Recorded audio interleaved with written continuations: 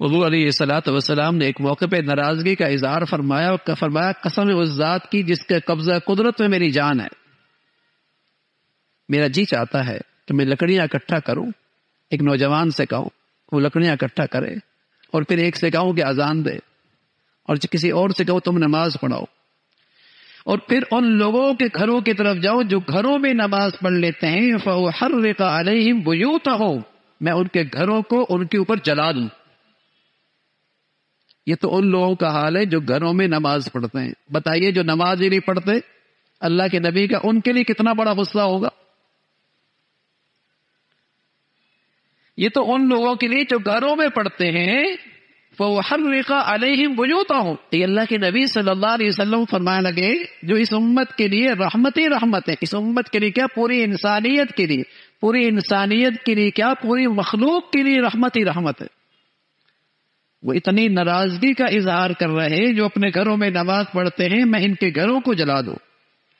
یہ تو نماز پڑھنے والوں کا حال ہے۔ بتائیے جو نماز کی پرواہ ہی نہیں کرتے اللہ کے نبی ان سے کتنے ناراض ہو، اور وہ کس منہ سے حضور کی خدمت میں جا کر حوض کوثر پہ پانی چاہیں گے اور شفاعت کی امید رکھیں گے۔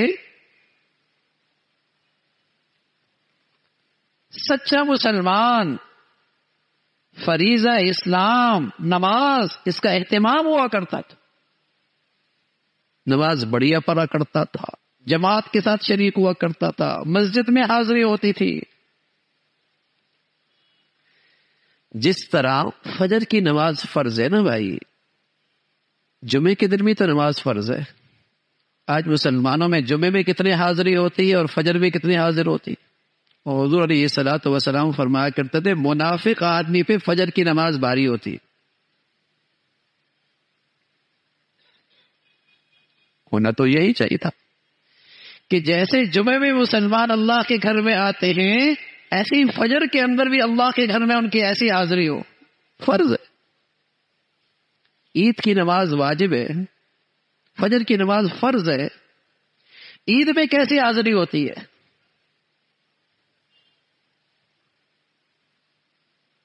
عشاء کی نماز میں کیسے حاضری ہوتی، عید میں کیسے حاضری ہوتی ہے؟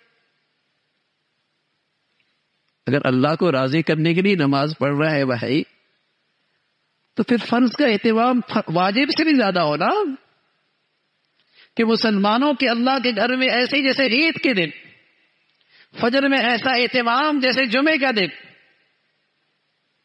ہاں سچا مسلمان جیسے جمعے کا اہتمام کرتا ہے، جیسے عید کا اہتمام کرتا ہے، ایک سچا مسلمان ایسے ہی فجر کی نماز کا بھی اہتمام کرتا۔ المسلم الصادق، سچا مسلمان کی زندگی میں فجر کی نماز کا بھی ایسے ہی اہتمام ہوتا۔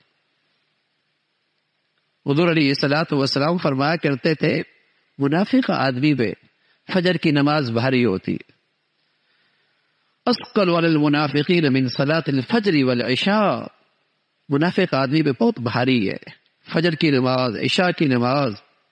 اور میں ولو یعلمون ما فیہما، اگر وہ جانتے کہ فجر اور عشاء میں اللہ کے ہاں سے کیا کچھ ملے گا تو گھٹنوں کے بل بھی آ جاتا، گھٹنوں کے بل بھی آ جاتا، گھٹنوں کے بل بھی آ جاتا۔ فجر کی نماز کا اہتمام۔ تو میرے عزیزو، سچا مسلمان ارکان اسلام کا اہتمام کرتا ہے، فریضہ اسلام نماز کا اہتمام ہوتا ہے، نہ صرف پڑھتا ہے بلکہ اچھے انداز سے پڑھتا ہے، جماعت کے ساتھ پڑھتا ہے، مسجد میں اہتمام کرتا ہے۔ اللہ تعالی ہمیں بھی توفیق نصیب فرمائے، استقامت نصیب فرمائے۔